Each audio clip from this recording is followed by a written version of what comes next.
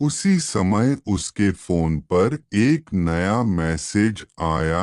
एक अज्ञात नंबर से भेजा गया छोटा सा वीडियो क्लिप। उसने जैसे ही वीडियो चलाया उसकी आंखें सिकुड़ गई। उस वीडियो में रणवीर ठाकुर, ठेकेदार महेश सिंघानिया और कोई तीसरा आदमी एक कमरे में बैठे थे और उस तीसरे आदमी की आवाज बहुत जानी पहचानी थी। वह आवाज थी डीआईजी आलोक वर्मा की।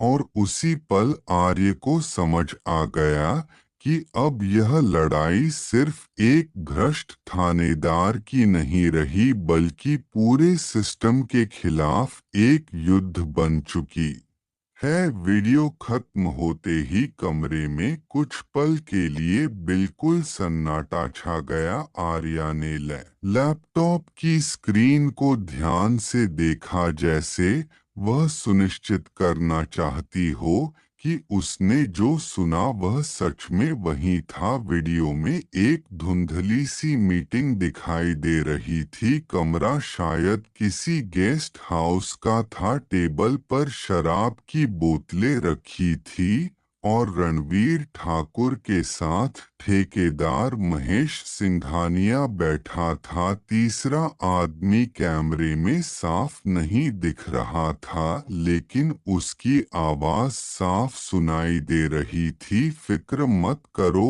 ऊपर से सब संभाल लिया जाएगा। जो भी लड़की ज्यादा सवाल पूछे उसे चुप करवा दो। वह आवाज वही थी जिसे आर्या कई सालों से सम्मान से सुनती आई थी। डीआईजी आलोक वर्मा की आवाज। आर्या के हाथ कुछ सेकंड के लिए ठटक गए। जिस अधिकारी को वह ईमानदारी का उदाहरण मानती थी वही इस पूरे खेल का हिस्सा था। उसके अंदर एक अजीब सा खालीपन भर गया, लेकिन अगले ही पल उसने गहरी सांस ली और खुद को संभाल लिया। अब उसके सामने सिर्फ एक ही रास्ता था, सच को पूरी तरह उजागर करना। अगले दिन सुबह शहर में हल्की धुंध थी। सड़क पर गाड़ियों का शोर धीरे धीरे बढ़ रहा था और चाय की टपरियों पर रोज की तरह भीड़ जमा होने लगी थी।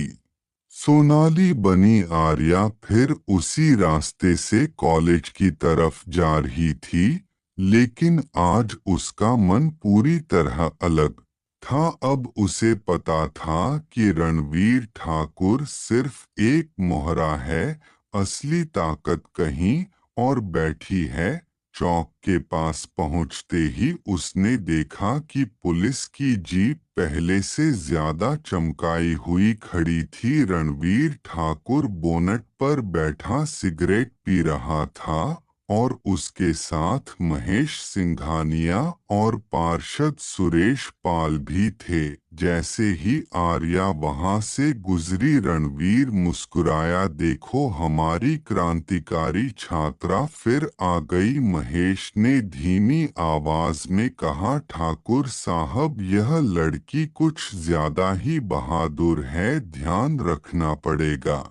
उनकी बातें सुनते हुए आर्या आगे बढ़ गई, लेकिन उसके कैमरे ने सब कुछ कैद कर लिया। आज उसकी चाल पहले से ज्यादा आत्मविश्वास भरी थी, क्योंकि अब उसके पास उस नेटवर्क के खिलाफ ठोस सबूत जुटाने का मौका था। दोपहर तक खबर पूरे कॉलेज में फैल गई कि सोनाली के खिलाफ पुलिस में शिकायत दर्ज हुई है। आरोप लगाया गया था कि वह छात्रों को पुलिस के खिलाफ भड़का रही है।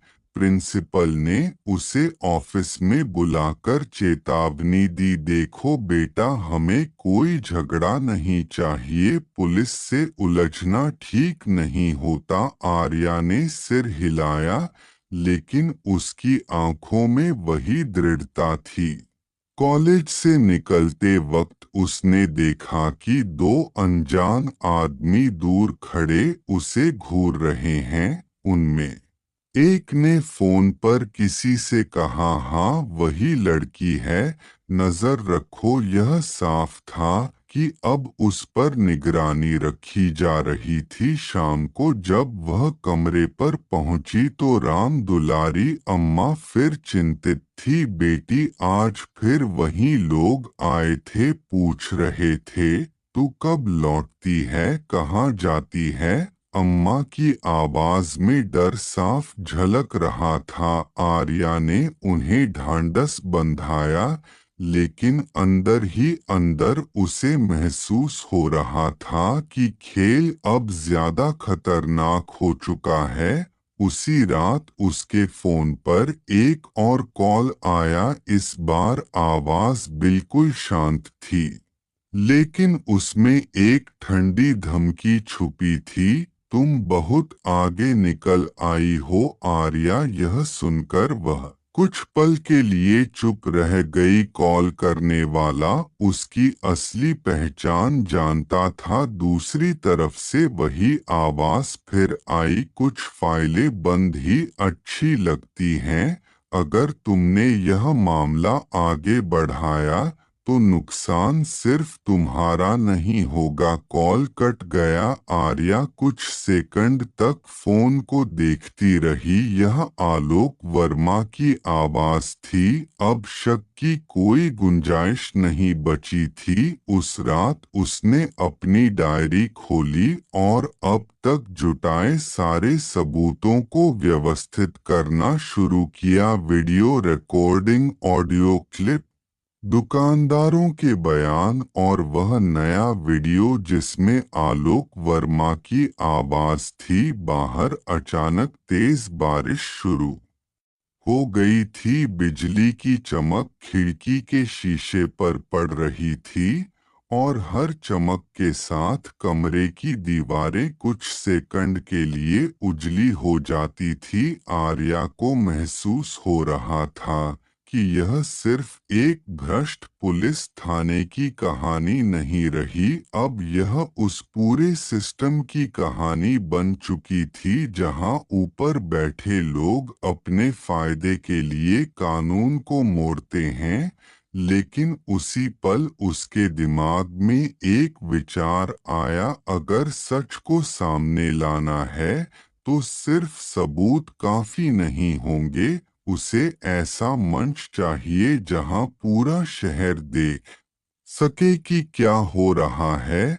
अगले दिन उसने जिला प्रशासन की वेबसाइट पर एक नोटिस देखा, जन सुनवाई और सार्वजनिक शिकायत निवारण बैठक अगले सप्ताह।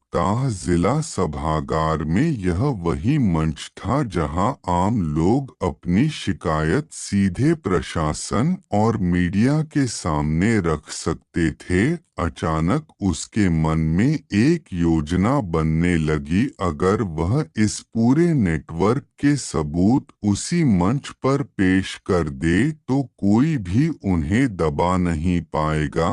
लेकिन यह आसान नहीं था। उसे पता था कि इससे पहले ही उसे रोकने की कोशिश होगी। और सचमुच उसी शाम जब वह चौक से गुजर रही थी, रणवीर ठाकुर ने उसका रास्ता रोक लिया। इस बार उसके चेहरे पर हंसी नहीं थी। वह धीरे से बोला, बहुत खेल लिया तूने, अब खेल खत्म। उसके पीछे खड़े गजेंद्र और टिल्लू ने जीप का दरवाजा खोल दिया। आसपास खड़े लोगों की सांसें थम गई। रणवीर ने ठंडी आवाज में कहा, आज तुझे थाने चलना होगा पूछताछ के लिए। आर्या ने उसकी आंखों में देखा। इस बार वह बिल्कुल शांत थी, जैसे उसे इसी पल का इंतजार हो। उसे पता था कि यह गिरफ्तारी असल में उस बड़े तूफान की शुरुआत बनने वाली है जो कुछ दिनों बाद पूरे शहर को हिला देगा। चौक पर खड़े लोगों की सांस जैसे थम गई थी। रणवीर ठाकुर की जीप के पास खड़े गजेंद्र और टिल्लू ने दरवाजा खोल रखा था और आसपास खड़े दुकानदार एक दूसरे की तरफ देख रहे थे।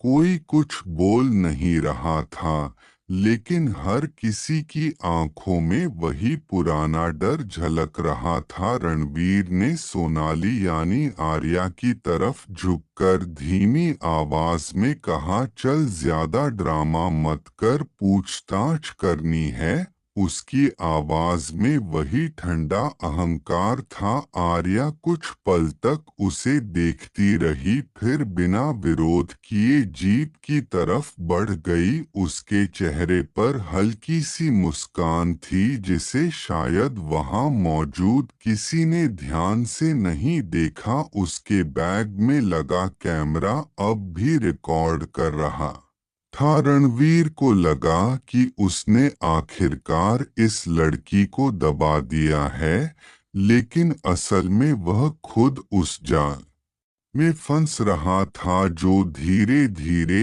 उसके चारों ओर कसता जा रहा था। जीप तेजी से चौक से निकलकर थाने की तरफ बढ़ी। रास्ते भर रणवीर लगातार सिगरेट पीता रहा और बीच बीच में आर्या की तरफ देखकर हंस देता। बहुत बहादुरी दिखा रही थी ना, अब देखेंगे कितनी निकलती है। उसके दोनों आदमी पीछे बैठे थे और फुसफुसाकर कुछ बातें कर रहे थे। बाहर सड़क पर हल्की बारिश शुरू हो चुकी थी। जीप की हेडलाइट्स बारिश की बूंदों को चीरती हुई आगे बढ़ रही थी। थाने के गेट पर पहुंचते ही प्रहरी ने सलाम किया और गेट खोल दिया। जैसे ही जीप अंदर रुकी, रणवीर ने उतरकर आदेश दिया, ले जाओ इसे अंदर। गजेंद्र ने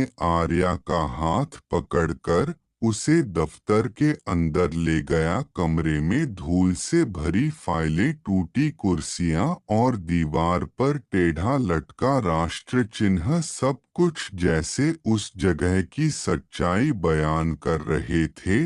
रणवीर अपनी कुर्सी पर बैठ गया और मेज पर हाथ मारते हुए बोला, नाम क्या है तेरा? आर्या ने शांत आवाज में जवाब दिया, सोनाली। पूरा नाम सोनाली शर्मा। रणवीर ने हंसते हुए कहा, बहुत चालाक बन रही थी, कॉलेज में पुलिस के खिलाफ लोगों को भड़का रही है तू। उसने फाइल उठाकर मेज पर पटक दी। सरकारी काम में बाधा डालना, पुलिस अफसर पर हमला करना, समझ रही है ना कितने केस बनते हैं? कमरे में बैठे बाकी पुलिस वाले यह सब चुपचाप देख रहे थे। किसी के चेहरे पर सहानुभूति थी तो किसी पर डर, लेकिन कोई बोलने की हिम्मत नहीं कर रहा था। आर्या ने धीरे से कहा, मैंने सिर्फ सच कहा था। रणवीर का चेहरा तुरंत सख्त हो गया।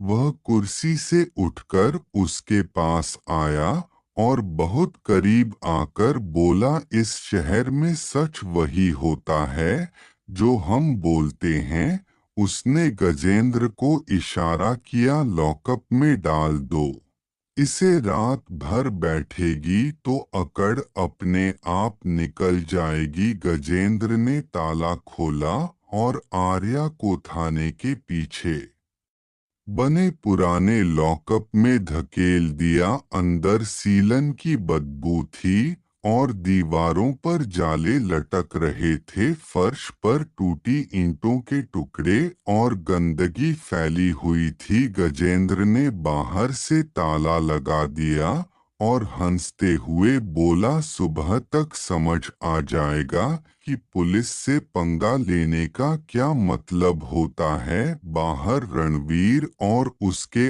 आदमी हंसते हुए चाय पीने लगे। उन्हें लग रहा था कि उन्होंने एक जिद्दी लड़की को आखिरकार काबू में कर लिया है, लेकिन लॉकअप के अंदर बैठी आर्या बिल्कुल शांत थी। उसने धीरे से अपने बैग की पट्टी को छुआ। कैमरा अभी भी चल रहा था। उसने चारों तरफ नजर